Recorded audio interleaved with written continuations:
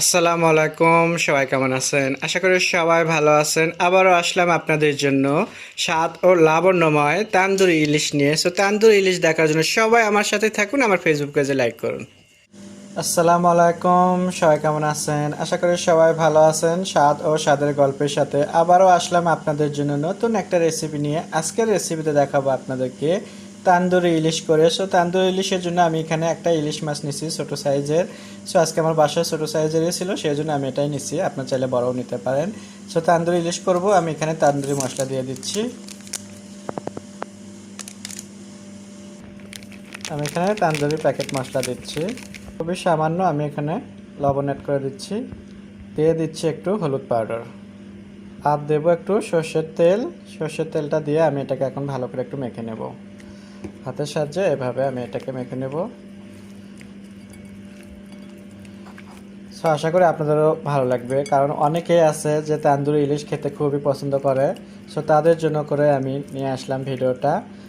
আপনারা চাইলে কিন্তু এভাবে তান্দুরি ইলিশ করতে পারেন। প্যাকেট, কোনো ঝামেলা নাই এটাতে, ঝামেলা ছাড়া তান্দুরি ইলিশ করতে পারবেন। তান্দুরি ইলিশটা আমার মাখানো হয়ে গেছে। এখন আপনারা চাইলে 10 মিনিটের জন্য একটু রেখে দিতে পারেন রেস্টে। আর যদি সময় হাতে কম থাকে তাহলে সাথে সাথেই ভেজে নিতে পারেন, কোনো সমস্যা নেই। আমিও এখন একটু সাথে সাথেই ভেজে নিচ্ছি। যাই হোক, আমার এটা মাখানো হয়ে গেছে। এখন আমি চলে যাচ্ছি চুলাতে।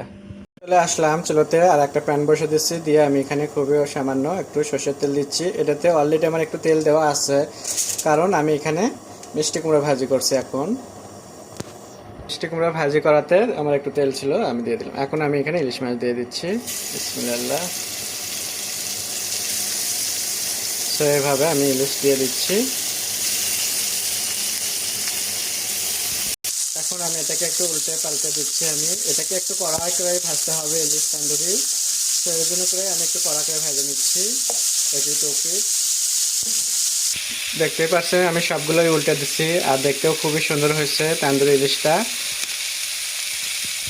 আপনারা বাসায় এভাবে কিন্তু তান্দুরি ইলিশ বানাবেন, তাহলে খেতেও খুব স্বাদ লাগবে। এটা কিন্তু হালকা ভাজলে কিন্তু স্বাদ লাগবে না তেমন একটা, রান্নার মতো আসবে। আর এটা যখন একটু লাল লাল একটু কড়া করে ভাজবেন, তখন একদম তান্দুরি একটা ফ্লেভার আর খুবই স্বাদ আসে এটা খেতে। তার পাশে আমি একটু হাফ পেঁয়াজ কাটে রাখছিলাম কুচি করে, ওটাও দিয়ে দিচ্ছি। ওটাকেও আমি এটার সাথে একটু ভেজে নেব। আপনারা চাইলে ইলিশ মাছের সাথেও ভাজতে পারেন, আবার ইলিশ মাছটা আপনার প্লেটে তুলে পরিবেশন করে তারপরে আপনারা পেঁয়াজটা ভেজে পরিবেশন করতে পারেন। আমি একসাথে, যেহেতু আমার ফ্রাইপ্যানটা বড় ছিল, তাই আমি এখানেই ভেজে নিচ্ছি।